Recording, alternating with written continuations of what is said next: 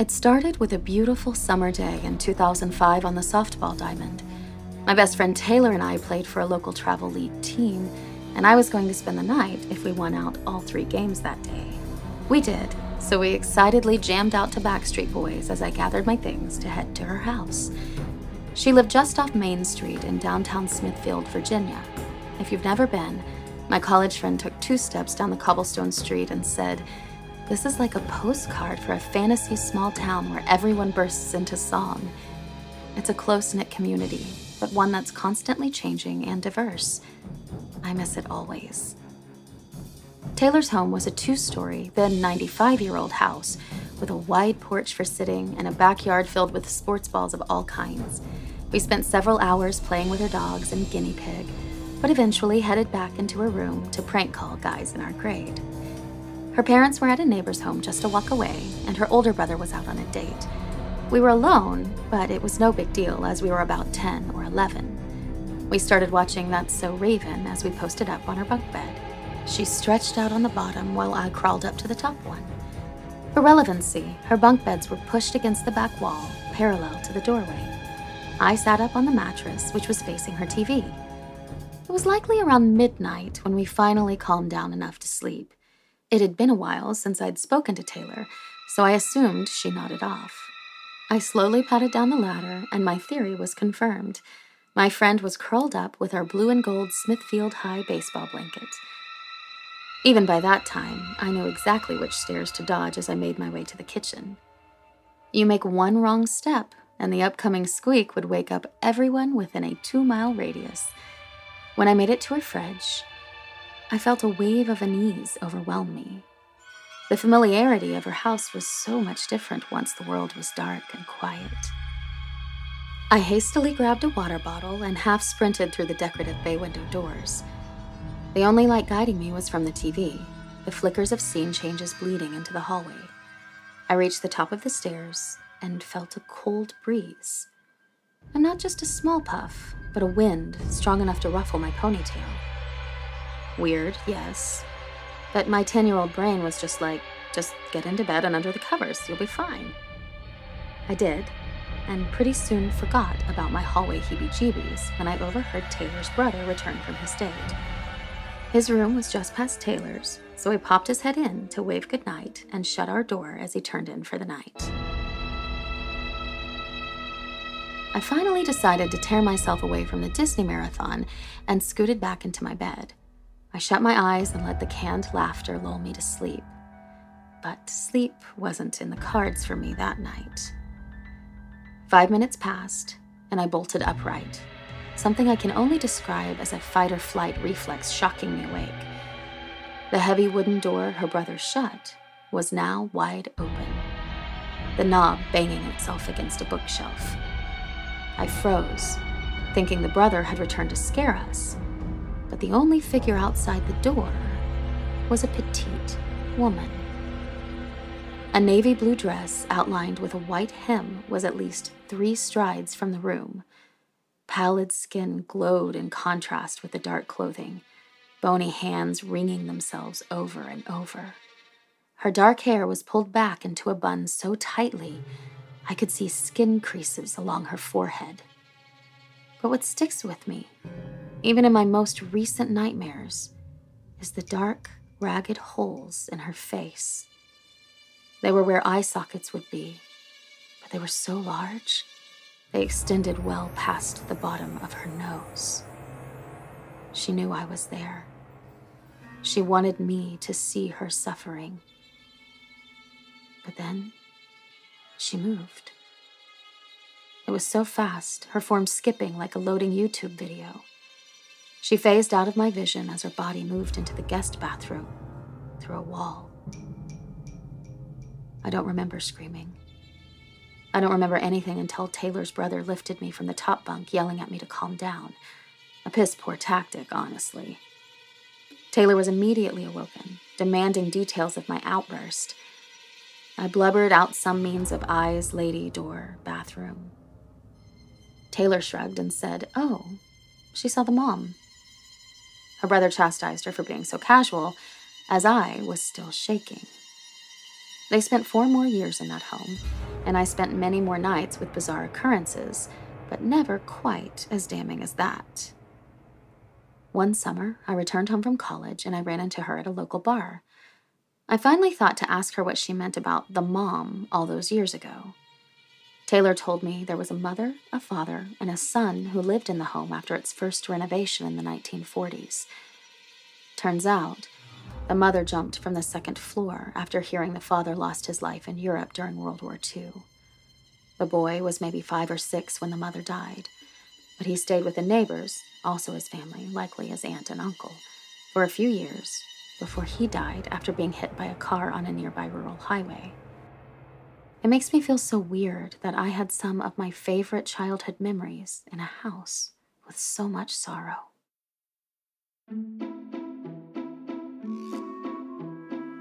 Hi, I'm Jamie Markey. And I'm Michael Tatum. And this is... Oh, you're supposed to say in this. Fuck, we did it so good last time. I feel like it changes every time. I'm Michael Tatum, and this is Ghoul Intentions. Yay! That'll work. That's fine. We'll get there eventually. Somewhere nested in all our attempts is the actual thing. That's right. So I think that's what counts, is they get to see how the sausage is made. Yeah, right? It's called witty repartee. Repartee. Repartee. Repartee. I like a good repartee. Repartee. That party was good. Let's go back and repartee. Okay, so that opening was from Katie. Ooh, Katie. Strong. Very strong. Good. So she has a little more to the story, and I wanted to read it. Yeah. She started it, "Hey there, Ghouligans. It's your boy Katie from Katsicon." So she's the one who saw the ghost in the elevator.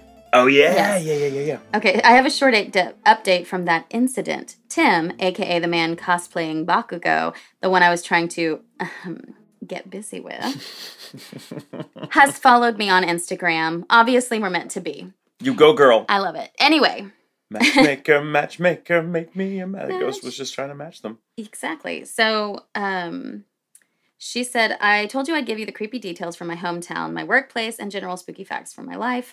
I'm still working to put together the experiences I had in colonial Williamsburg and Busch Gardens' Hallow Scream, as there's a lot to explain from those days back in 2011 and 2012, so stand by. I figured I'd tell Ghoul Intentions the story of my first ghostly experience of my life. Well, at least the one I remember consciously. So thank you for reading. I'll be sure to send you my Williamsburg series of ghostly colonial Virginia when that's done. Thank you again for being the best podcast for my commutes. Let me know if y'all will be at a con near Virginia. Sweet. I'll be in Richmond in a few weeks. So, yeah. Nice. Would love to share a whiskey mule with you. Much love from Virginia, Katie." We had these mules in Houston. Oh, my God. They're there was a so whiskey mule, good. But it had peach in it. God, it was so good. Yeah, so... What's the other drink we had when we were in Houston?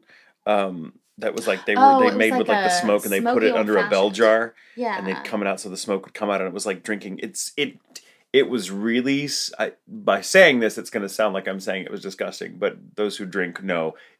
I mean this in a good way. Yeah. It tasted like I was drinking a leather couch. It was so good. Yeah, like with a leather couch orange. in an old library with a little bit of orange. Yeah, right. It was so good. It was really good. It was called like Texas Honey and something, pipe. and Yeah, it was good. It was so good. But them Kentucky mules. Yeah.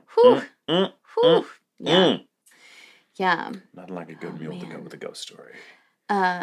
So what's the title? Yeah, what's our title? It is The Story You Believe. Ooh. And that is from Imaginary Girls by Nova Rinsuma. The entire quote is, "The story you choose to tell isn't always the story you believe." Oh. Yes. Very relevant for my story. Right. I don't know which one you're doing, but I guess I'm... Well, I'll tell you when we get there. Yeah, oh my God. How much do you know about the story I'm going to do? I don't think I know anything about the story you're going to do. Well, I'll tell you, and I'm going to kind of bookend my story, which is really... I knew a lot about it beforehand, but I dug a little deeper just to kind of, to buttress my facts, so to speak. But I'll bookend it with, the reason I know the story so well is because there's a kind of a personal connection. To something that happened to my great-grandmother. Oh, but I'll get to that. So I'm doing, it's kind of UFO, kind of alien visitors kind of story, or who knows. But so it's not ghostly, but it sure as hell is fucking scary. Okay. I'm doing my story on the famous 1955 Kelly, Kentucky incident. It's called the Kelly incident. The Kelly. Yeah, and it's Does it have anything to do with the Blue Book value of anything? no, but Project Blue Book has a role to play in this story, Well, as it so how about happens. But I don't think that? they were studying the value of cars. So let's just dive in, shall we? Yeah. I think this case is notable because so many people witnessed it at one time over a fairly long period of time, like over an entire evening, which for such things is kind of rare. So let me start with the phrase "little green men," because the story is often known as it's about a farmhouse being, ransacked by this volley of little green men, Martians or what have you, and that's the claim.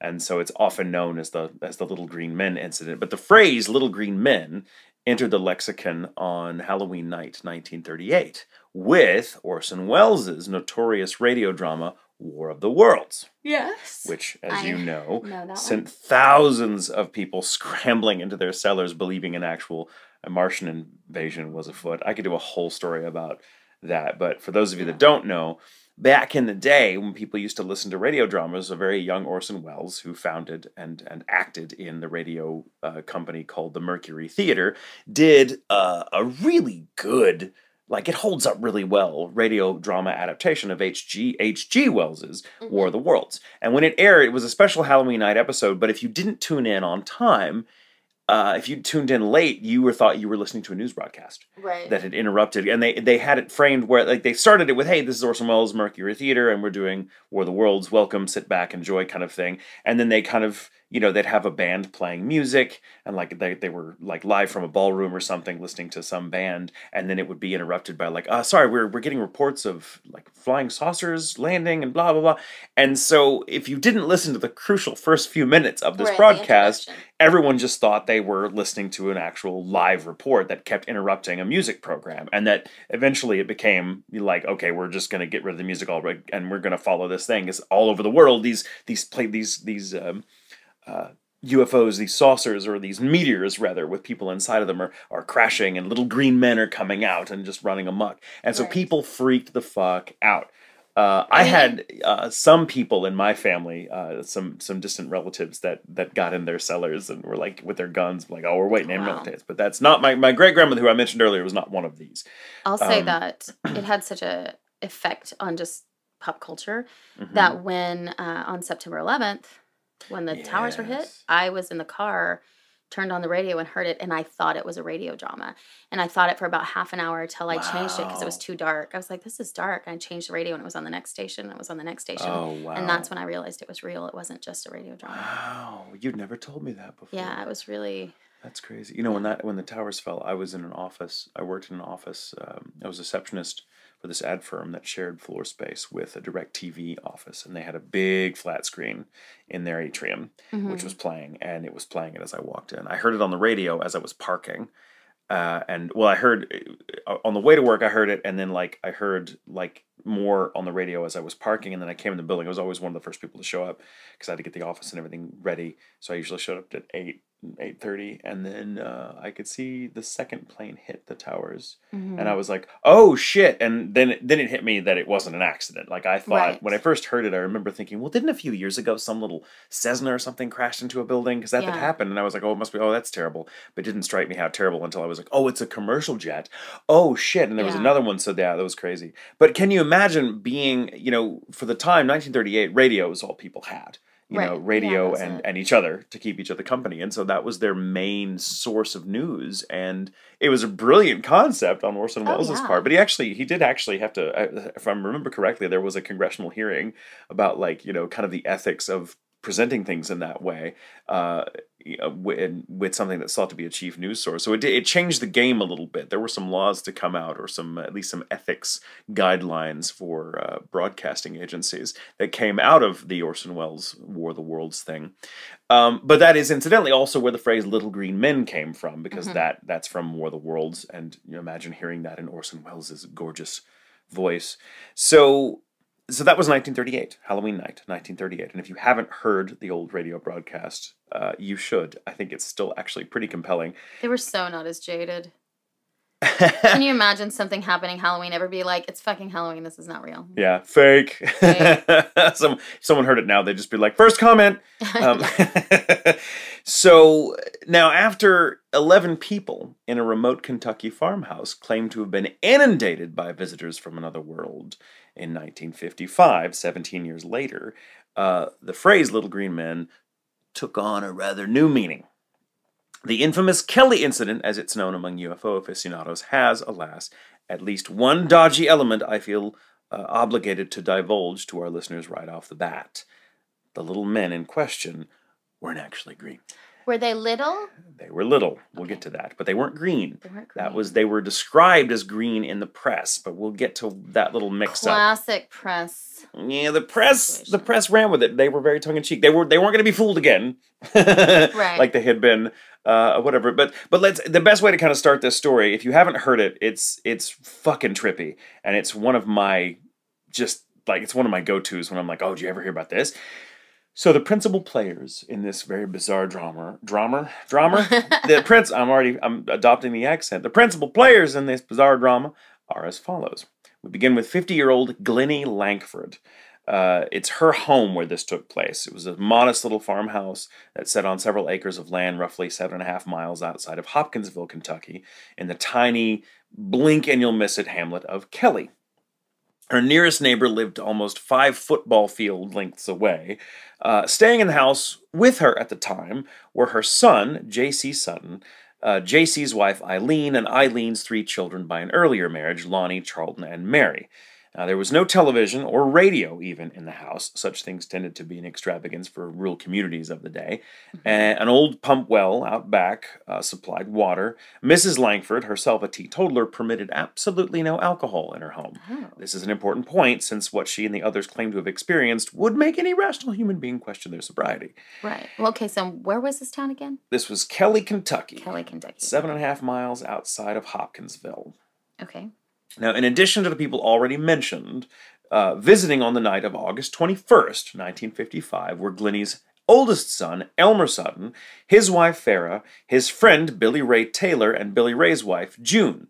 J.C.'s brother-in-law, O.P. Baker, was also staying the night. We have Glennie, J.C., O.P., Elmer, Billy Ray, Eileen, Farrah, June, Lonnie, Charlton, and Mary. I just love saying it like that. It's good. 11 people. That's 11 people in all. 8 adults, 3 children, quite a house full. Yeah. Now, they were all just hanging out, doing what people do to entertain themselves when there's no television or radio in 1955, Kelly, Kentucky. But this was on August 21st, around 7 p.m., Billy Ray, remember that's Elmer's buddy, he wasn't a family, walked out back to get a drink of water from the pump well.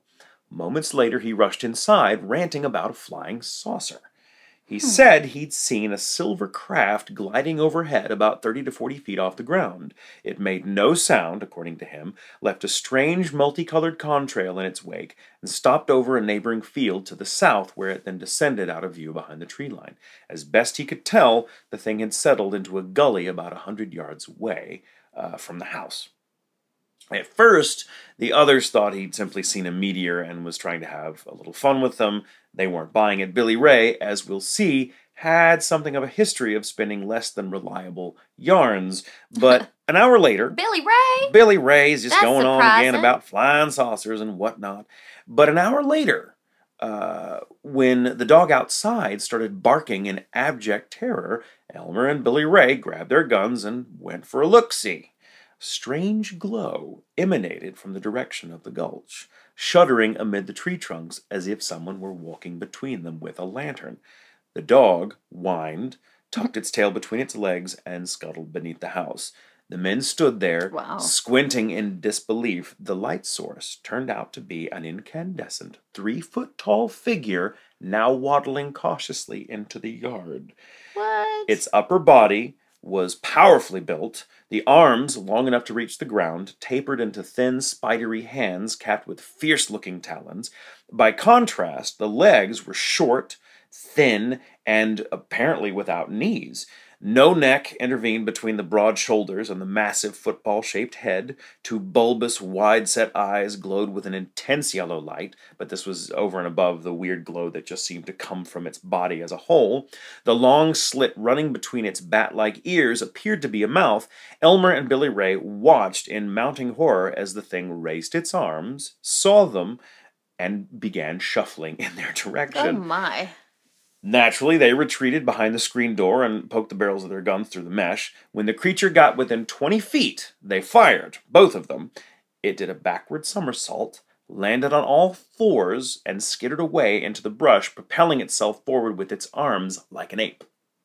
Well, it didn't have knees. It had to do something. Exactly. And they're just shooting at him for no fucking reason. They didn't even say give him a what for. What's a fucking creepy-ass thing coming towards you? You could say hello. No, I don't know. I mean, I don't... We're city folk. That's true. You got to protect the farmstead, Jamie. All right, all right. It does say no trespassing. So. Right. And fucking thing glowing could be radioactive, like whatever. Who knows? A household flew into a panic. Too, right? So there was 1955. Oh, so there was the whole Cold War scare thing still going on. Yeah, It's just starting, true. really. That's true. So the household flew into a panic. Elmer handed off his gun to JC and grabbed a 12-gauge just in time for the men to see another creature similar to the one they'd seen peering in through the front window. JC and Billy fired on it. It, too, flipped backward and darted away on all fours, using its arms like a gorilla. Billy hurried outside to get a look at where the creature had run to, but he was too late. The goblin, as they later called it, had vanished. No sooner had Billy stepped to the edge of the front porch than a claw-like hand reached down from the eave and tousled his hair. Eileen, who was standing at the door, shrieked and pulled her husband back inside. Elmer bustled past both of them, took aim for the roof, and just started firing indiscriminately. In the scuffle, Billy noticed yet another one of these creatures perched on top of a branch in the yard. He stepped back outside and just shot at it with the 12-gauge. He, Elmer, and Eileen gawked as the creature simply floated to the ground like a feather, and the second it hit, it scurried away on all fours. Oh my gosh. Now, suddenly, another one of these goddamn things charged them from the opposite direction of the yard. Elmer shot at it at point-blank range. He'd later say the bullets seemed to ricochet off these creatures, though he never saw them ricochet, only that firing on them sounded like hitting a metal bucket, and they never left any kind of wound.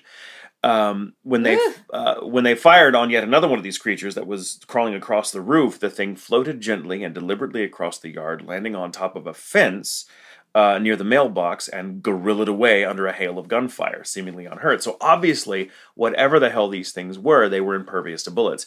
Everyone withdrew inside and waited, because what the fuck else are you going to do? Hunker down.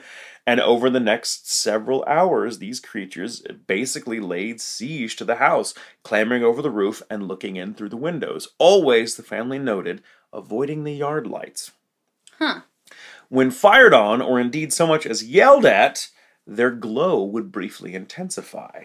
Now, no more than 2 of them ever appeared at the same time, so there's no way of knowing how many there were. Were there just 2 and they were really quick or able to teleport from one place to another, or were there multiples and they were just coming in 2s? Who knows? But 2, that's a point they made a lot, and that's something that the press would fuck up continually, is how many were seen. And the family said, well, there may have been a lot of them. It felt like there were dozens, but we only ever saw 2 at one time. When by 11 o'clock, things seemed to calm down a bit, everyone piled into the 2 cars on hand and drove like hell for the Hopkinsville police station. The officers on duty were convinced that these people looked genuinely shaken, so they called Sheriff Russell Greenwell, who in turn notified the Kentucky State Police. Russell, 2 state troopers, and all the witnesses but June Taylor, who was by now way too much in shock to go back to the house, drove out to the Langford home. Joining them on the scene were a Christian County deputy sheriff, a staff photographer from the Kentucky New Era, his wife, 3 MPs from Fort Campbell, and a reporter from Madison. En route to the farmhouse, the deputy sheriff heard the grinding whine of what sounded to him like distant artillery fire, accompanied by 2 bright streaks of light carving a path through the sky toward the farmhouse. Now later he would revise his statement, saying he considered these to be meteors, but he might have felt the pressure of the way the press handled this into saying, oh, it was clearly meteors. I never said I saw UFOs. Because the press would have a field day with making fun of these people. Police, reporters, and curious neighbors descended on the Langford farmhouse like locusts, flooding the property with light.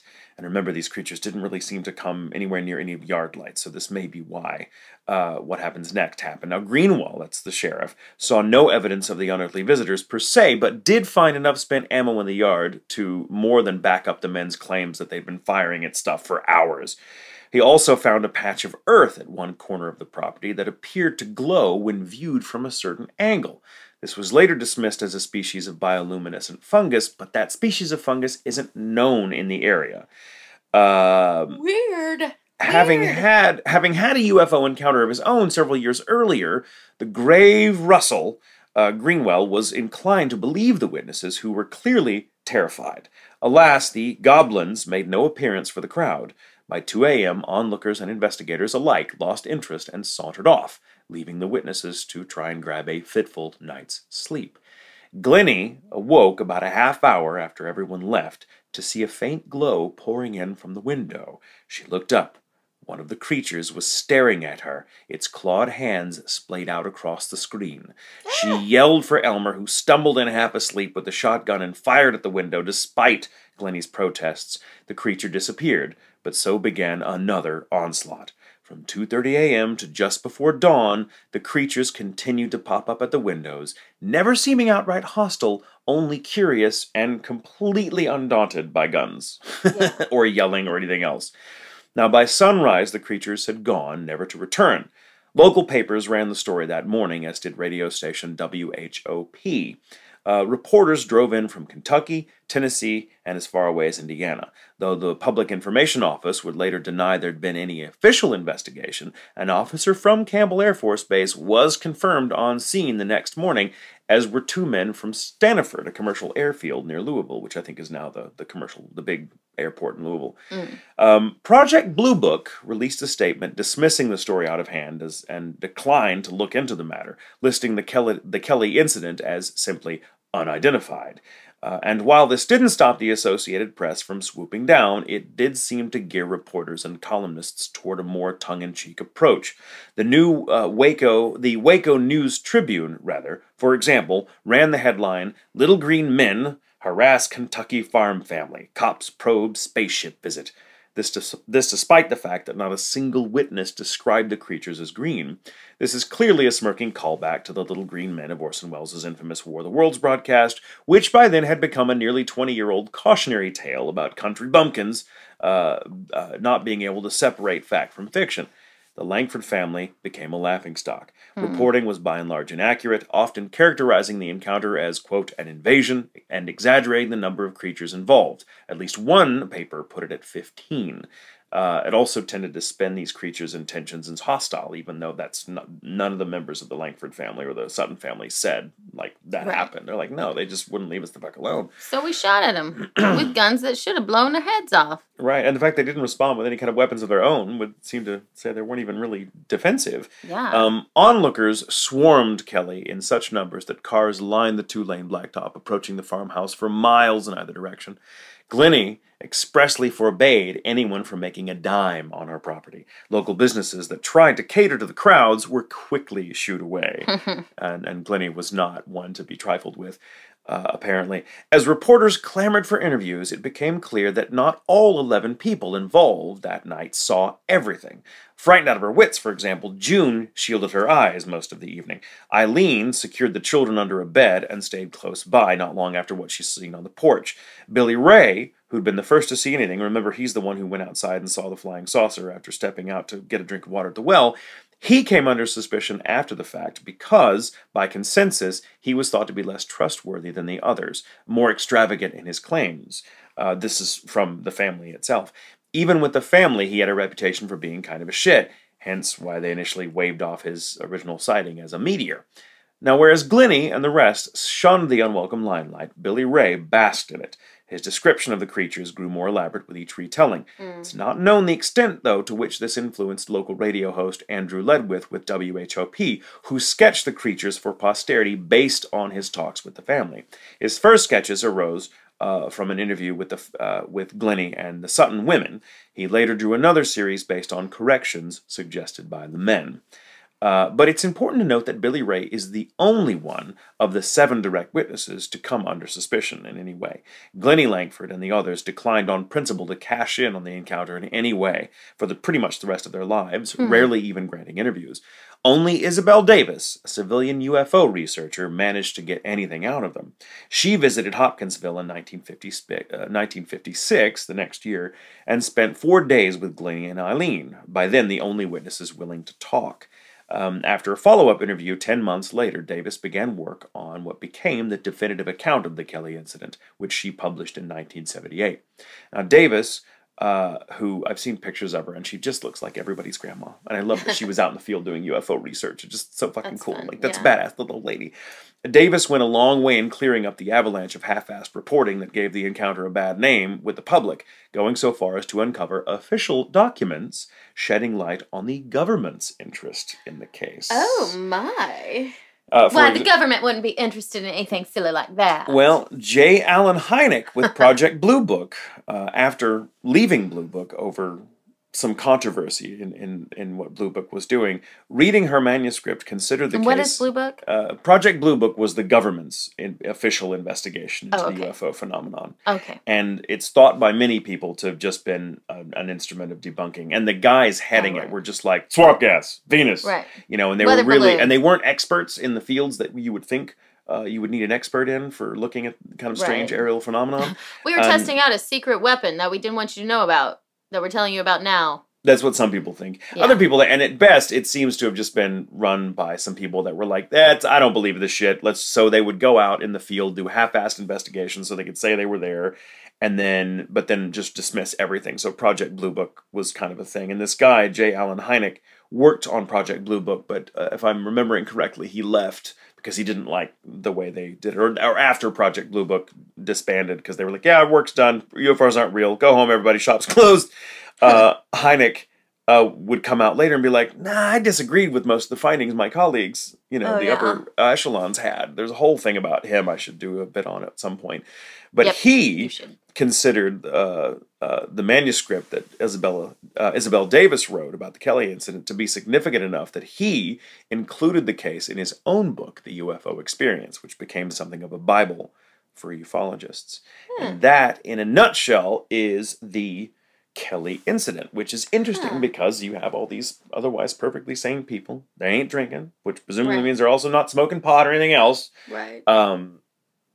And they just kind of... Except for Billy Ray. Billy Ray was a wild card. Billy Ray was a little wild card. Well, he's just exaggerating. We all know people like that. He wasn't necessarily a bad guy, but he was like, no, I tell you, he this, and that, that what they won't tell you is that, I could see, but he was pretty quickly not taken seriously, but everyone else was kind of like, we saw this, but they didn't want to talk about it because they very quickly saw the way it was going. Right. And I think they just wanted to fucking forget about it because it was a terrifying thing. Like the other men wouldn't speak about it.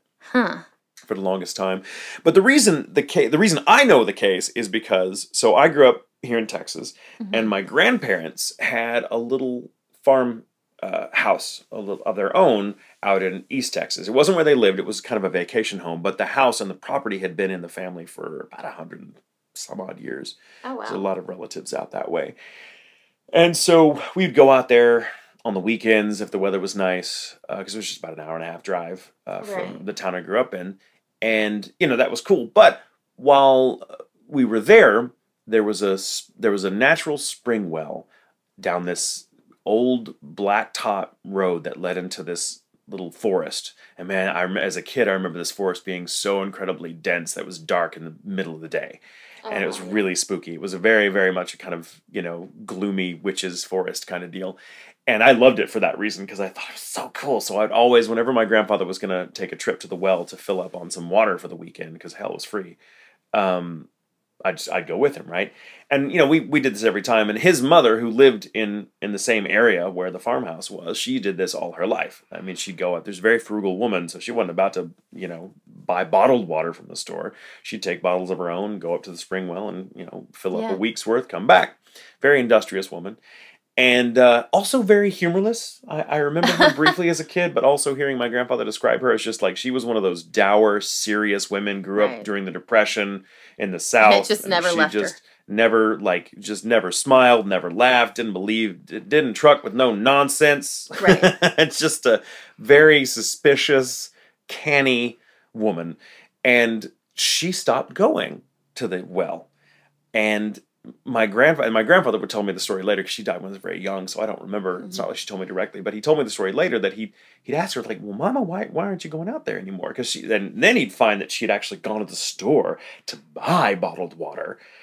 And that was unheard of. Flagrant. I mean, what the hell? And so she was kind of embarrassed about it, so she'd just kind of offer him a kind of non-committal answer. And finally he was like, well, you're driving just fine. You can see, you still had your license. Well, she wasn't so old that, you know, she wasn't able to get around. Right. So he was like, well, Mama, why aren't you going out there anymore? And finally she said, well, I'm not going out there anymore because last couple of times I went, these little green men just come down out the trees and they block my car. And I don't know who they are, but I'm not going to deal with them. And apparently the first time, and she said it, and it was never brought up again. But the details he got out of her was that she had gone up this path, and he showed me is like where she said it had happened, because we went up there again. What was that, when I was a little older, and I was like, "This is where it happened?" And she said, "Well, it's where she said it happened." And there's this little bend in the road right before you can get to where you can see the spring, as you know, because you're going in the right direction. And the trees are very tall. They're the kind of trees that the branches don't really start cropping out until the trees get higher. So there's a lot of... There's not enough sunshine for them to... Yeah. So it kind of feels like you're going through some massive vault of column, pillars, everything. And it's really dark, even in the middle of the day, as I said, and it's really creepy. And he was like, yeah, she said these little green men would come... she said either they would come down out of the trees, or they came out of the bushes on the side of the road, and they would just kind of come up. And she said the first time it happened, they just kind of followed her car. She'd have to drive slowly because this car, it's only a little one-lane road, so you had to be careful if anyone come the other direction, because one of you'd have to pull over the side. So you'd go slowly, and she said, you know, these things just kind of followed her. And she didn't say how many there were, but there were multiples. And she said she just kind of got out the car, and they kept their distance. She got some water, put it back in there, keeping her eye on them, and drove back, and they kind of like parted as let her go, and she thought, well, that's weird. And she came back a second time, and she said, like a week later, she came back thinking, well, I don't know what I saw. Someone was playing a joke with a bunch of kids. Who knows? But the second time she came back, she swore that she saw it. Now, whether she saw something or was having a weird hallucination or had Bonnet's disease or whatever, or Bonnet syndrome, What's Bonnet syndrome? I'll explain in a moment. All right. She doesn't seem to... This hallucination does not seem to have been a good candidate for that syndrome because of how I understand it to work. But she said the second time she went up there, these little green men came out of the trees and blocked her car, but then started like beckoning down to it. She said they just like bowed down like with their hands in the air and then back down and up and down and up and down. And so she just turned around. She backed out and never went there again. With this shit. Yeah. And she would not talk about it at all. And I wonder, for the longest time, I thought, well, I wonder if anyone else has ever had that experience. Because my mom and I talked about this recently, because she was like, what was that? What was it that, you know, Granny told you about great-grandmother and the well? And I was like, oh, we said this. And she and I remembered the story a little differently. She doesn't remember them being green. And I was like, well, I guess I do. And then I realized, well, maybe that's because I'm thinking of the Kelly incident, which was probably not too long. Like, she would have read about that in the paper. And probably not too long after that is when this thing happened. I think the well thing happened before I was born. Right. And I was born in 76. Old. So, now granted, that's 20 years, more than 20 years after the Kelly incident, but maybe she had, I don't know. So I found the Kelly incident because of that. I'm like, oh, I wonder if there's some connection. What if she saw the same kind of creatures? Or maybe she, had a hallucination that was kind of fed by her understanding of the story as she read it. And maybe, you know, that maybe it's been published other places, not just in newspapers. So she might have read it in the 70s. In like a Reader's Digest magazine. She subscribed to stuff like that. So who knows? Bonnet's disease is I'm not going to be able to explain it very well, but it's weird. I think I've talked about it before on this show, but it's a macular degenerative disease that happens often in older people, usually people that are well past their 70s. And it's like the degeneration happens in such a way that their peripheral vision goes first, but their brains like to fill that gap in with just random shit.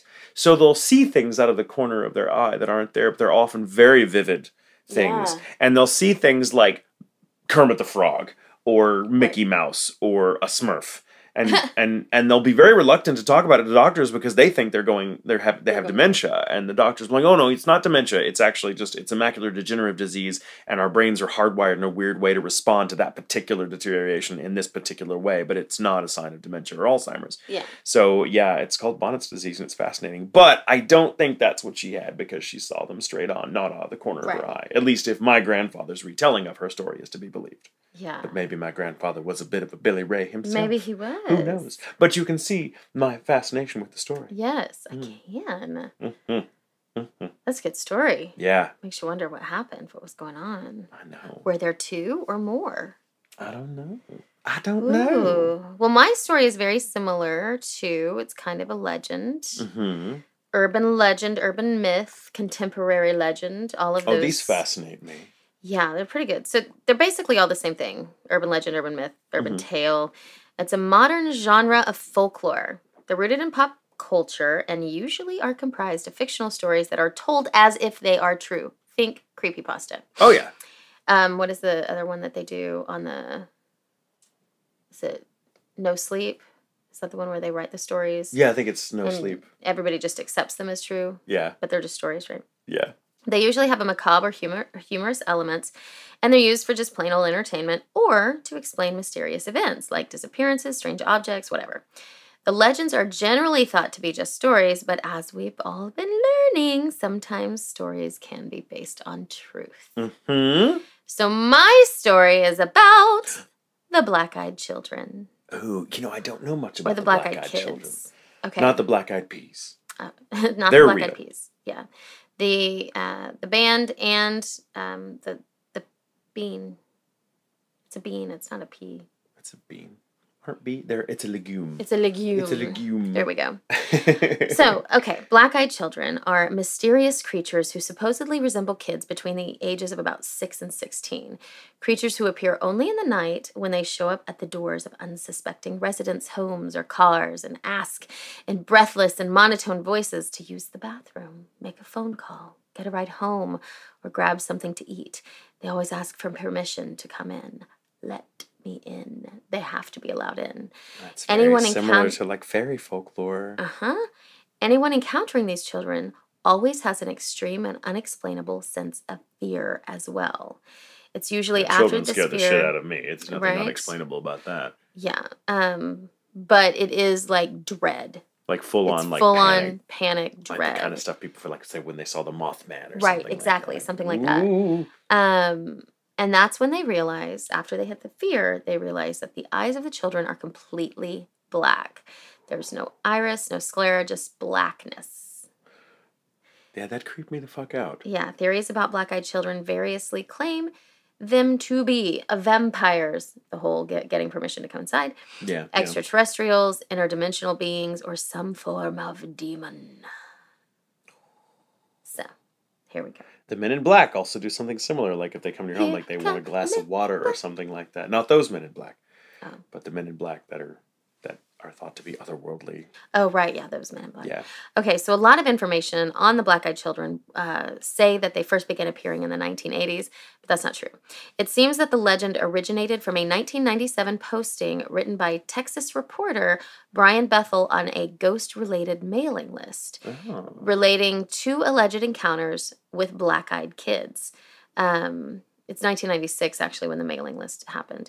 Bethel describes encountering 2 such children in Abilene, Texas in 1996, a year prior to the posting. The numbers get a little... The posting is actually in a Google group. Texas. It's in Abilene, 1996. That's when my friend was living there. Well, you'll have to ask him Working in the about news. I'll have to ask him about that. Yeah, because it happened in 1996. He posted it in a Google group. Okay. Like it was a ghost-themed Google group, yeah. And basically, he had sent an email about it out to his friends previously. That email went like mini viral. Things were not as viral as they are right now. Yeah. And then like bulletin board viral. Yeah, and so then he decided to go ahead and tell his story so that there would be a real source of it in on the Google group, right? So he said a year prior to the posting, and he claimed that a second person had a similar unrelated encounter in Portland, Oregon. There are a lot of sightings of these things in Portland and near Portland. Bethel's stories have become regarded as a classic example of creepypasta and gained new popularity. So he published a FAQ just to keep up with the demand for more information about the new urban legend. In 2012, Brian Bethel told his story on reality TV series Monsters and Mysteries in America. He wrote a follow-up article for the Abilene Reporter News describing his experience and maintaining his belief that it was legitimate. So let's start with his story. Okay. This is from the Google group. This is his original post. Oh, you got to read it word for word. Yes. Oh, I love it. Okay. Ghosters. That's how he starts it. Ghosters. Here's the second story I posted recently on the Ghost Story discussion group. I thought you guys would like it. Enjoy! Cross.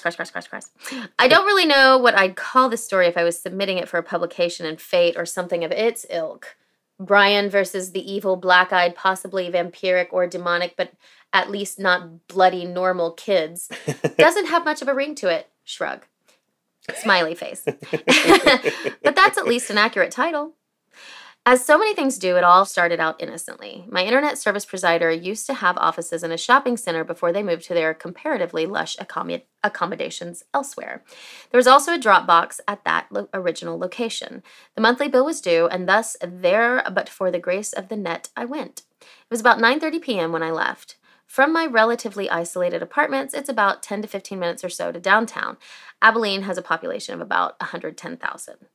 Right next to Camelot Communications' old location is a $1.50 movie theater.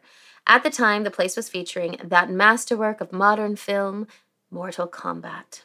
I drove by the theater on the way. God, this is just really taking me down. Like, oh my God, having to actually go and pay a paper bill in a Dropbox. And that's your internet. The irony of that, of like being how you paid your internet bill. Yeah, God, back in the day. No one saw this coming. Nope. I drove by the theater on the way into the center proper and pulled up into an empty parking space. Using the glow of the marquee, shout out, to write out my check, I was startled to hear a knock on the driver's side window of the car. I looked over and saw two children staring at me from the street. I need to describe them. With the one feature, you can guess what it was, that I didn't realize until about halfway through the conversation, cleverly omitted. How clever! Both appeared to be in that semi-mystical stage of life children get into where you can't exactly tell their age.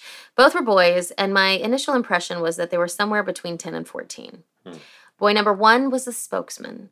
Boy number 2 didn't speak during the entire conversation, at least not in words. Boy number 1 was slightly taller than his companion, wearing a pullover, hooded shirt with a sort of gray checked pattern in jeans. I couldn't see his shoes. His skin was olive-colored, and he had curly, medium-length brown hair. He exuded an air of quiet confidence. Boy number 2 had pale skin with a trace of freckles. His primary characteristics seemed to be looking around nervously. He was dressed in a similar manner to his companion, but his pullover was a light green color. His hair was sort of a pale orange. They didn't appear to be related, at least directly. Oh, great, I thought. They're going to hit me up for money. And then the air changed. I've explained this before, but for the benefit of any new lurkers out there, right before I experience something strange, there's a change in perception that comes about, which I describe in the above manner. It's basically enough time to know it's too late. Wink. So there I was. A lot of good it does. I know. So there I was, filling out a check in my car, which was still running, and in a sudden panic over the appearance of two little boys. I was confused, but an overwhelming sense of fear and unearthliness rushed in nonetheless. The spokesman smiled, and the sight, for some inexplicable reason, chilled my blood. I could feel fight or flight responses kicking in. Something, I knew instinctually, was not right, but I didn't know what it could possibly be. I rolled down the window very, very slightly and asked, "Yes?" The spokesman smiled again, broader this time. His teeth were very, very white. "Hey, mister, what's up? We have a problem," he said. His voice was that of a young man, but his diction, quiet, calm, and something I still couldn't put my finger on, made my desire to flee even greater. "You see, my friend and I want to see the films, but we forgot our money," he continued. "We need to get to our house to get it. Want to help us out?" Okay, journalists are required to talk. to lots of people, and that includes children. I've seen and spoken to lots of them. Here's how that usually goes. Mister, can I see that camera? I won't break anything, I promise. My dad has a camera, and he lets me hold it sometimes, I guess. And I took a picture of a dog. It wasn't very good because I got my finger in the way, and add in some feet shuffling and or body swaying, and you've got a typical kid talking to a stranger. In short, they're usually apologetic. People generally teach children that when they talk to adults, they're usually bothering them for one reason or another, and they should at least be polite. This kid was in no way fitting the mold. His command of language was incredible, and he showed no signs of fear. He spoke as if my help was a foregone conclusion. When he grinned, it was as if he was trying to say, I know something, and you're not going to like it, but the only way you're going to find out what it is will be to do what I say. These are not the droids you're looking for. Uh-huh. Oh. Well, was the best reply I could offer. Now, here's where it starts to get strange. Here's where it starts to get strange. Yeah. Okay. The quiet companion looked at the spokesman with a mixture of confusion and guilt on his face. He seemed in some ways shocked, not with his friend's brusque manner, but that I didn't just immediately open the door. He eyed me nervously. The spokesman seemed a bit perturbed too. I was still registering something wrong with both. Come on, mister, the spokesman said again, smooth as silk. Car salesman could learn something from this kid. Now, we just want to go to our house, and we're just two little boys. That really scared me. Yeah. Something in the tone... What could possibly go wrong? Right? Something in the tone and diction again sent off alarm bells. My mind was frantically trying to process what it was perceiving about the two figures that was wrong. Was all I could manage. I felt myself digging my fingernails into the steering wheel. What movie were you going to see? I asked finally. Mortal Kombat, of course, the spokesman said. The silent one nodded in affirmation, standing a few paces behind. Oh, I said. I stole a quick glance at the marquee and at the clock on my car. Mortal Kombat had been playing for an hour, the last showing of the evening. The silent one looked increasingly nervous. I think he saw my glances and suspected that I might be detecting something was not above board. Come on, mister, let us in. We can't get into your car until you do, you know, the spokesman said soothingly. Just let us in, and we'll be gone before you know it. We'll go to our mother's house. That's creepy as fuck. I know. We locked eyes. To my horror, I realized my hand had strayed toward the door lock, which was engaged, and was in the process of opening it. I pulled it away, probably a bit too violently, but it did force me to look away from the children. I turned back. I offered weakly, and then my mind snapped into sharp focus. For the first time, I noticed their eyes. They were coal black. No pupil, no iris, just two staring orbs reflecting the red and white light of the marquee. At that point, I knew my expression betrayed me. The silent one had a look of horror on his face in a combination that seemed to indicate A, the impossible had just happened, and B, we've been found out. The spokesman, on the other hand, wore a mask of anger. His eyes glittered brightly in the half-light. Come on, mister, he said. We won't hurt you. You have to let us in. We don't have a gun. That last statement scared the living hell out of me, because at that point, by his tone, he was plainly saying, we don't need a gun. Oh. He noticed my hand shooting down towards the gear shift. The spokesman's final words contained an anger that was complete and whole, and yet contained, in some respects, a tone of panic. We can't come in unless you tell us it's okay. Let us in. I ripped the car into reverse, thank goodness no one was coming up behind me, and tore out of the parking lot. I noticed the boys in my peripheral vision, and I stole a quick glance back. They were gone. The sidewalk by the theater was deserted. I drove home in a heightened state of panic. Had anyone attempted to stop me, I would have run on through and faced the consequences later. Oh, fuck yeah. I bolted into my house, scanning all around, including the sky. What did I see?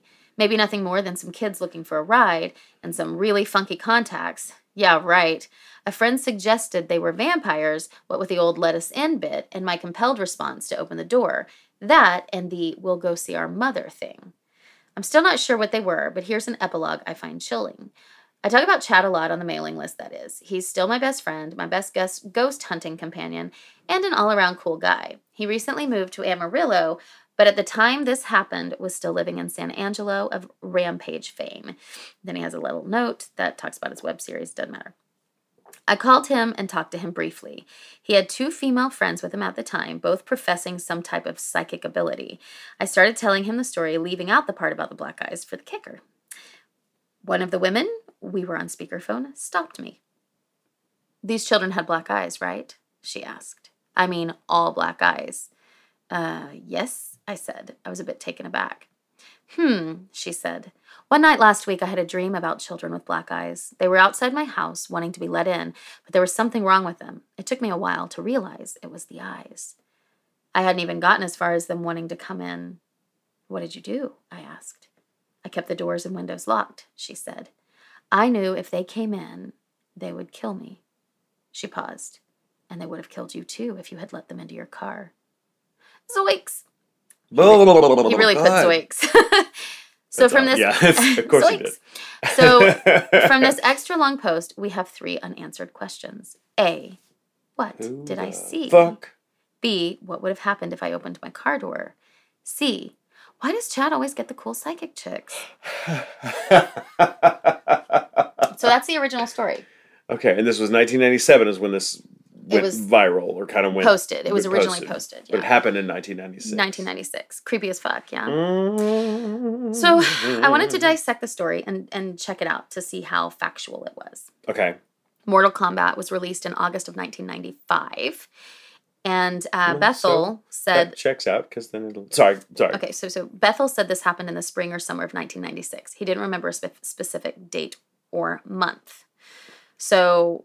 It came out in August. He's saying it came out 7 months after. Mm-hmm. And so Westwood Twin Theater matches the description of this $1.50 movie because he only gives the street as First Street. Westwood Twin Theater was off First Street, and a review in 2012 said the tickets were $2. So it stands to reason this could be that movie theater. Yeah. Right. Yeah. It closed in 2014 and was reopened as the Radiant Life Church. So if you're in Abilene, that seems to be the location of these black-eyed children. And that was, and Mortal Kombat would have been playing at the dollar show or the $2 show. At the dollar, yeah. A year later, sure. Well, a year is pushing it. I feel like within 6 months is more reasonable. They stayed longer for sure back then, but within a year it would be on video. Maybe. Yeah. Maybe. So what I wanted to look, at the weather just to make sure. So summer would have been stretching the timeline, I think. But in Texas, spring and summer aren't always that different. That's true. On April 5th of 96, though, this I found out in looking at the weather thing, Abilene had a freak snowstorm that dumped 9.6 inches of snow. I remember that. It was insane. Yeah. Yeah, and so... that it has nothing to do with anything, but I just saw it and I was like, oh my God, that's so crazy. And it happened around the time he said, so I figured, well, he wouldn't have thought that was spring if it was around then, but I went ahead and looked into early March because sometimes in Texas, it can go. Yeah. In early March, which would have been around the 6-month mark after the film came out, and remember, it was insanely popular. It's still the 6th most popular video game movie ever. So, at the beginning of March, the temperatures were in the upper 70s and low 80s. So I'm going to give it to him. I'm going to give him that timeline. It could have been at that time. Well, and the movie was so popular, it's not odd that they'd want to keep it in theaters before putting it out, because they did that back then. Like sometimes they would wait, and they would wait on home video for a while. Yeah, and because sometimes they would even re-release it. Yeah, because now in theaters, in the main movie theaters, you'll get a month or two. But back then, it would be in the main movie theaters for 3-4 months. And especially then it if would go to the dollar. Topper. Yeah, then it would go to the $1.50 movie theaters. Ooh. Yeah, so I'm going to give him the timeline. However, he could have just done his research, so we got to remember that too. That's true.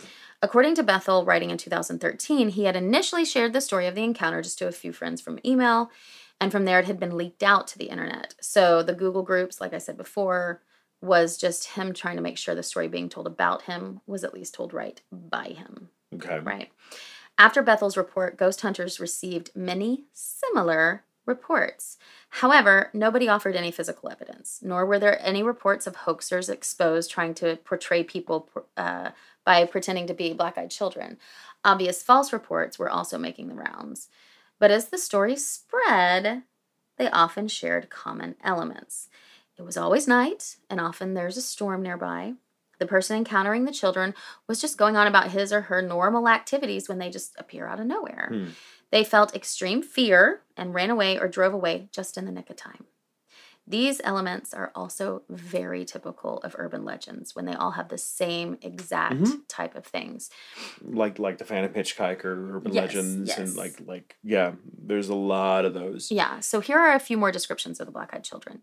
There's usually a spokesperson for the children, and they do most of the talking and the controlling. There's usually 2 to 3, but most stories will say 2. Some 2 boys, 2 girls, boy and a girl. But it's usually 2. The girl's name is Want. The boy's name is Ignorance. They're your children, Scrooge. That's good. It's just what I picture in my head. People will start to let the kids come in before they realize they're actually moving. Like Brian with the car door lock, your hand will start to open the door more, or you'll start to step back to let them in. Some people have also reported seeing black-eyed kids that have talons for feet, other demonic attributes, but most sightings are of seemingly normal children. Black-eyed kids are also commonly described as wearing dated clothing or dressing in a manner that is not typical of a normal child their age. Same thing with the way they speak. They speak in a... Like with weird elocution, like very mature... Very specific, mature diction, and yes... Like actors. There you go. They will always ask for something. It's always something that involves being in close quarters with you. They'll ask for a ride in your vehicle or to enter your home, to use the phone. There are no reported stories of what happens when you let a black-eyed kid into your vehicle or home. All the stories come from people whose eerie feelings made them flee from the children. And a lot of the stories I read had the teller not believing in any paranormal or supernatural business. You know, I don't believe in it. I'd heard about these black-eyed kids, but I didn't think this was true. I didn't believe in anything until this night. Yeah. Right. So it's this very is also much that very pattern. typical urban legend trope. Another thing I noticed in some of actually my favorite stories that are told is that the children would sometimes change their tactics. So this one woman was telling this story about a kid coming to the door. It was really late. 2 kids, little boy, little girl. The girl was the older one. She was the spokesperson. And she said, can we come in and use your phone to call my mom? And she started to realize, oh my gosh, I'm reaching out to open the door. And her daughter was sleeping or something. And their dog had run away. And she was trying to figure out where the dog went. And she stopped herself. And their heads were kind of down and she couldn't really see.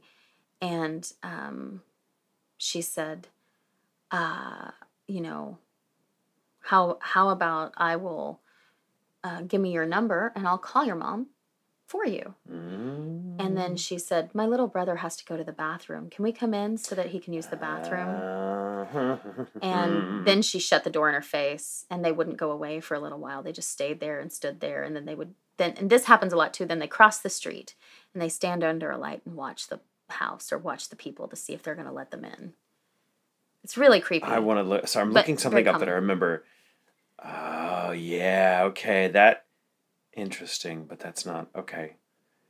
Made me think of a movie that came out in 1995, Village of the Damned, which was a remake about these children that are all like they're born of. It's like weird. It's like this, as I recall, and I'm getting the story. I'm maybe getting the details fuzzy, but in both versions of the film, like this little town in the middle of nowhere, all the women suddenly just like pass out. Or everyone, I think, passes out and loses consciousness unaccountably for like a day. And then when they wake up, suddenly all the women are pregnant. And then they all give birth to these children that all have like white hair. They're all super smart. They all have elocution and their eyes glow. They're not black. But they glow. But the eyes glow and they have telepathic powers. But that came out in 1995. Interesting. Just about the same time that our friend here is having this experience. And Interesting. So that's something to curious. keep in mind too. And a lot of details in the story of like they're changing the tactics and how they negotiate to get in and that they need something. Right. They need help. They're helpless. They need help. that tends to be something that like the good neighbors, the fairy folk did, changelings, you know, things of that nature, vampires as well, which is like that's an old detail that goes back to just about every kind of supernatural it's used creature. on several different things. So the stories continued to make the rounds online until February of 2013, when Black-Eyed Children hit a fever pitch. A 2-minute video episode of Weekly Strange featuring a look at these strange beings was posted to the main entertainment section of MSNBC. Wow. Big deal. Wow. Of course, it got a ton of attention, and some of that attention could not figure out why MSNBC, or MSN, I'm sorry, not MSNBC, MSN, why them of all places would post a story about a supernatural phenomenon. And on top of that, the story wasn't all that great. Like the production...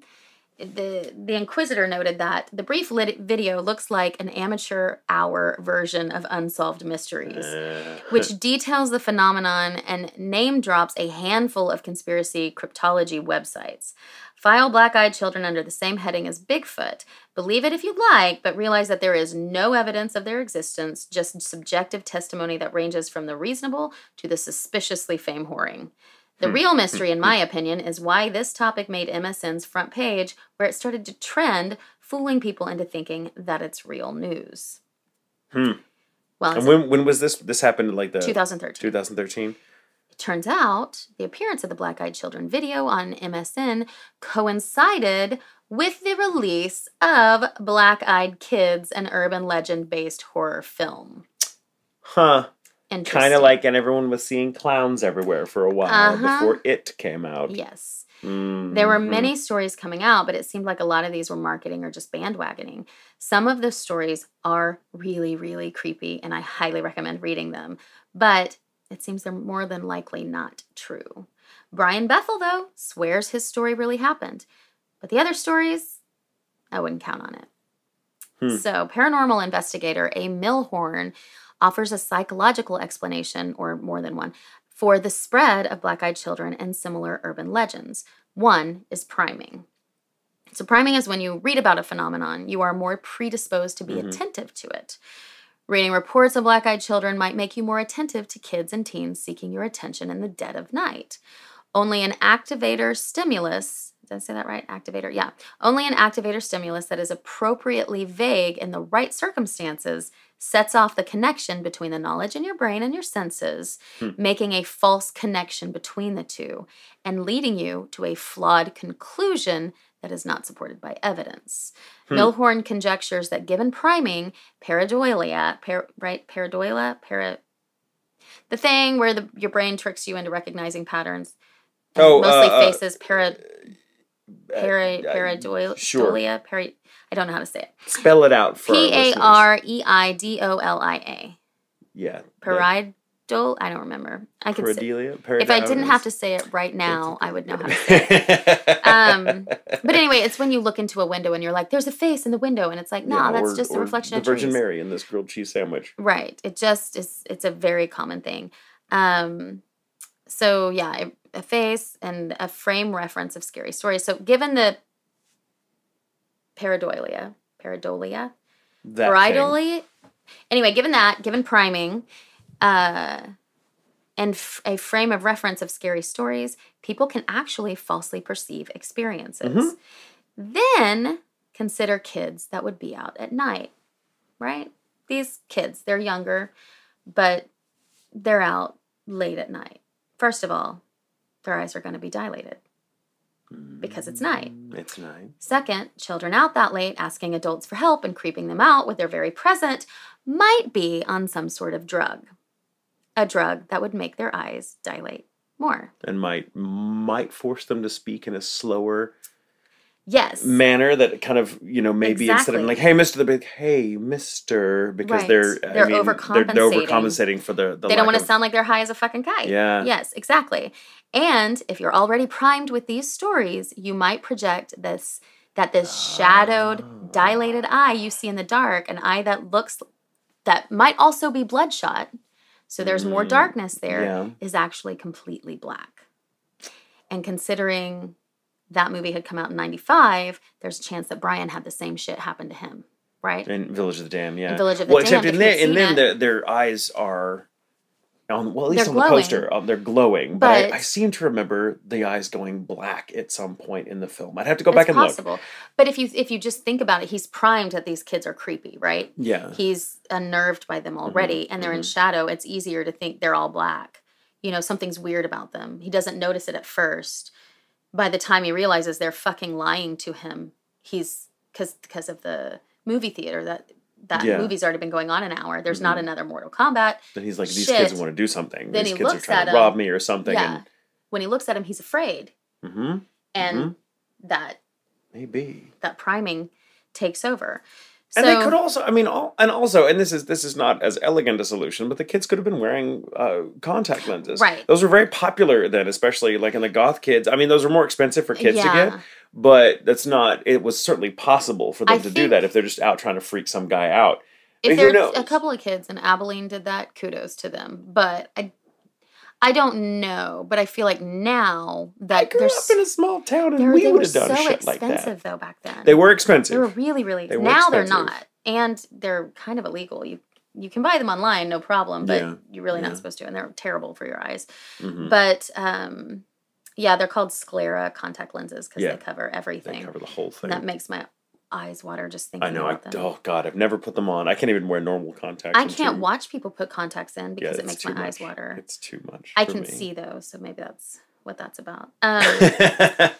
So okay, you've got the contact lenses. They're now available online. Not that expensive anymore. And with the stories of these children having spread, now you really do have to watch out for hoaxes.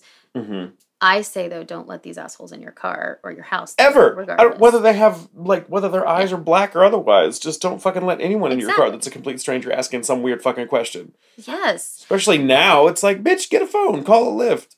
Now I don't know if they're real or not, but I lean towards not pretty heavily. I'm kind of I'm with you. If they are real, they're far rarer than Reddit would have us believe. Yeah. All that said, something got my attention. After Brian's story is a comment that was written pretty much right after he had his story in 1997. And here's the story.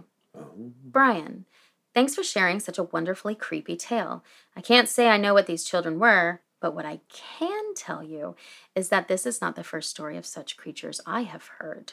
My great-grandmother, Bridie, was from Donegal, Ireland. Now, I fully admit she was a highly superstitious, divinely cluey old bat, but man, she could tell a tale. One of her favorites was only told when a new member of the family was born. She always had to check the child's eyes to make certain they were not black. Seems only the changelings of the Unseelie court, for those of you that aren't into Celtic lore, these are the malicious fairies, had eyes such as that. My grandmother believed in the Seige very strongly, but, as with everything, take this as you will. And keep in mind that it came from a 97-year-old pagan Irish country woman who was also fully convinced that I myself was a changeling from the Seelie court. Funny, I don't feel like a changeling. From Raven. Maybe these kids are just a few displaced changeling children looking for a place to stay. Forever. And ever. Oh, that's good. Yeah. Nice research, Jamie. Nice. Thank you. Yeah, there was a lot behind that, but, you know, it seems to all come from that one guy. But then because it's so funny when you're bringing up all of the changelings and stuff, I was like, that's my closer. That's great. And that's great. I love that you went there because I'm like, yes, it sounds like the shit. Well, and I'm like, the Seige, whatever, the Seige, whatever, however the fuck they're pronounced. There's so many ways. Something Welsh sounding. But it's funny to me that initially I'm like, that's bullshit. But then when it's like, fairies. If it's from the Seelie court, well, that's different. If it's from, well, it just goes to show you that we seem whether the experience actually happens or not, whether these black-eyed children are a real thing or whether it's just we do seem like that kind of incident seems to be something we have been primed for a long time. Absolutely. Because a lot of these details they work their way. Like if you go and look at the MIB stories, if you go and look at like alien encounter stories. What's the common theme among alien greys is that their eyes are without pupil. They're usually just flat black orbs, or almond shaped, whatever. And that's usually it is, communicating that this is not a human thing. And it's always in the eyes, because the eyes are the reflection of the soul, right? That's when you can see the soul. And so it's like there's something that we as people, like very clever storytellers, know, like, yeah, this is something pretending to be human, but they can't get every detail right. Like there's certain details that they just can't get right. And so the eyes are one of them, because that's the one we respond to the most. I think it's interesting. I think this Brian guy probably had an experience and but I think he interpreted it. I think he had a freaky experience with a couple of weird fucking kids in a parking lot. And I think in retrospect, he was like, and he just, I think what you said, I think he was primed and all that, and who knows. And the year before Village of the Damned had come out. There were a lot of scary movies that came out in the early 90s, too, in which people had those lenses on. Right. Like, there were multiples I can think of. Like, Event Horizon was one one of them, like, all kinds of shit. So because it was a very popular effect. When people found those sclera lenses became popular, man, they popped up in every fucking movie. Right. And so... The only thing about his story that makes me think he might be spinning some bullshit. Yeah. Because there's something you can always tell pretty easily. And I think that's why these stories usually have a tendency to be believed, is because it's just most of them you're just at home and someone knocks on the door. You're in a parking lot that you're normally in and someone knocks on the door. It's those stories when they tell you something and it's like, that seems very fucking convenient for you to be in that location to see that one thing. Pictures come up like that a lot. It's like, why are you randomly taking a picture down this hallway that you've never taken a picture of before? And like that convenient and thing. It seems weird. Now that's not to say that one, but it is when you're doing something routine, like being at home or something, you don't, I think most people, when they're telling a real story, they don't remember all the details. Right. They may feel the need in hindsight to fill in details so that people believe their story, and those details may be completely fabricated. Right. Or so that what they give you is kind of a weird mishmash of true and invention, just because they're trying to kind of support their story with facts they don't actually remember. In his case, he said he sent it in an email, so pretty quickly it seems like he wrote his story down. He was telling people about it. He wrote it down in an email, so he might have more of a memory of it because of that. But my big red flag with him is that he pulls up under the marquee light to write this check in the middle of a parking lot. Why are you going to go under the marquee light when you are in a parking lot that has lights all over it? Or can you just turn the light on in your car? Or turn the light on in your car. Yeah. Why are you going to a completely different building than the one for the Dropbox? Seem a little bit That's contrived. my big And I issue. will say, it's also, his email is really well written. And when it's really well written, it seems composed. It seems like, I think there's some truth to the story, but I think probably, in my opinion, it just boils down to he, like, saw a couple of kids in the parking lot, and the story grew in his mind. It was a weird thing. Maybe one of them was acting kind of weird. Maybe he saw a couple of drugged out kids. Yeah. And then maybe they did want to ride somewhere, and, maybe he just, and then in retrospect, he thought, like, I need to add to the story to make it something more than just a freaky experience with some kids. It's too late for them to go see a movie now. There's no way that movie's, he didn't look to see it, because, maybe he wasn't right under the lights of the marquee, because there's a great visual imagery there, but... That's my big red flag for that story. That's a very convenient detail to have access to. Yeah. But, as far as well-written stories, though, that doesn't mean we want you guys to not continue writing well-written stories. We love that you're writing. We love well-written stories, but I mean, like, we also know, like, when something's just happened and you're able to write a very well-executed story, it raises my suspicions. Especially in these urban legends, when all of them are really well written and they all have all of these same elements and they never change, that's when it's like, okay, this is probably more legend than truth. Yeah. Unless you're in Ireland. Obviously, it's true if you're in Ireland. It's also a detail to consider if these children were these supernatural beings and have the power of whatever they're going to do or whatever they're trying to do, they could presumably see the marquee too and know that their story wouldn't check out. They could have gone some other direction, like hey, so that seems that's a good point. That detail of the movie time and everything seems really contrived. It does. Like, these are supernatural beings, but they're not really good liars. Yeah. And I don't know, maybe his argument would be like, well, they don't have to be. Right. Well, then I don't know, but seems weird. But it seems like a little convenient detail. Like as a writer writing it out, I'd be like, oh, I need something that clues me into these kids are not actually wanting to go to that movie, because that's an important detail. So here we go. The time's different. Oh, how do I know that time? Oh, because I'm under the marquee. Oh, and how can I justify that? Well, because I need the light. It does seem. It feels like how the Game of Thrones showrunners get everyone in the places they need them by forcing them to make decisions they wouldn't actually make. Yes. In my opinion. Right. I'm sorry if those of you that watch GOT disagree, but man. Yeah. There's some shit. Yeah. All right, maybe so there you go. Yeah. So maybe the little green men weren't green, and maybe the black-eyed children didn't actually have black eyes. They're just weird kids. Drugged out kids. I don't know. Drugged out, or maybe just weird kids. Just weird kids. It's Abilene, Texas in 1995, 96. There wasn't a whole lot to do. Drugs. There. That's what I was saying. All right. So thank you everybody for listening. Yes, thank you for listening. Yes, and go to the website. Check out all the shit. Buy some shirts. Do the reviews.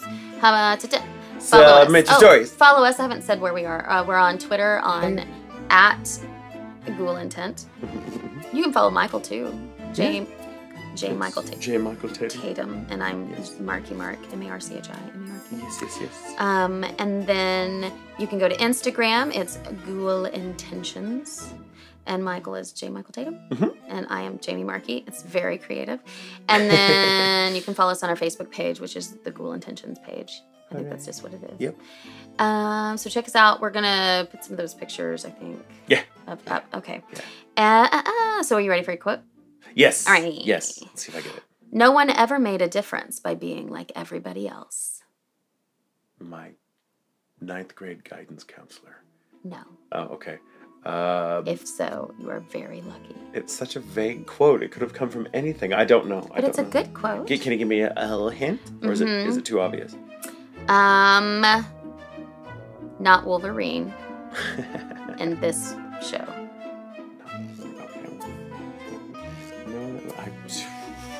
So not Wolverine in this movie. So who would the actor be? Hugh Jackman. Okay. But he's not playing. This is a Hugh Jackman movie, but he's not playing Wolverine. What else has he done? I know. Kidding. It's not fair. Now you're thinking of him without a shirt on, and how are you supposed to and I'm so distracted. I'm just like, oh, in my dreams. Right before he seduces me. He sings in it. He sings in it. Is it Les Mis? No. Okay, because I've never seen it. That's not a quote from Les Mis. I didn't think so. But I've never seen the movie version. It's The Greatest Showman. Oh, I haven't seen that either. So is it good? Is it good? I really enjoyed it. All right. I'll have to check it out. Cool. Well, you win. I did, but I liked the quote. It is a good quote. Yeah. Nice. Well all right. done. Well, check us out next time, guys. And remember, it's okay to sleep with the lights on.